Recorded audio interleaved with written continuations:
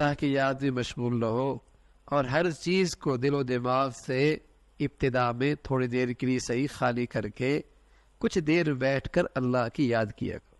ابتدا تو ایسے کرو اللہ کو پانے کے لیے کہ کچھ دیر ہر چیز سے علیحدہ ہو کے اللہ کی یاد کر لیا کرو.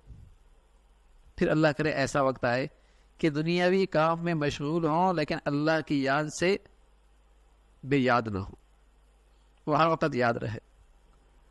لیکن ابتدا ایسا کرے کہ تھوڑی دیر سب چیزوں سے فارغ ہو کر یکسو ہو کر اللہ کو یاد کیا کرے. آدھا پارہ قرآن کی تلاوت، ایک پارہ قرآن کی تلاوت، تسبیحات اللہ کے حمد و ثنا توجہ کے ساتھ، یعنی 15-20 منٹ روزانہ ہر چیز سے علیحدہ ہو کے یکسو ہو کر. یہ تو ابتدا آدمی کر لے. یہ وقت بھی یار اس کے پاس نہیں ہے تو یہ اللہ کو پانا ہی نہیں چاہتا، یہ اللہ کو پانا ہی نہیں چاہتا. اور جب اللہ کو نہیں پانا چاہتا تو پھر اپنے عدل کو آگ میں جلتا دیکھے گا، دنیا کی بے چینی اور بے سکونی کی آگ بھی جلائے گی. اور یہ بہت بری صورت ہے کہ کل بھی اسی سے دو چار ہو جائے، اسی مصیبت سے دو چار ہو جائے.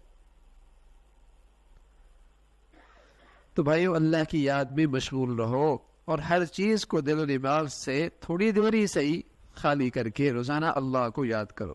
ناغا نہ کرو. اتنا بھی مجاہدہ کرنے کے لیے تیار نہیں کہ 20-25 منٹ اکیلے بیٹھ کے اللہ کو یاد کر لو اور چاہے کہ اللہ کو پالو. یعنی اس ذات کو پا لینا اتنا سستا، اتنا بے قیمت. دنیا کی چھوٹی سی چھوٹی چیز کے لیے کتنا وقت لگاتا ہے، کیسی محنت کرتا ہے،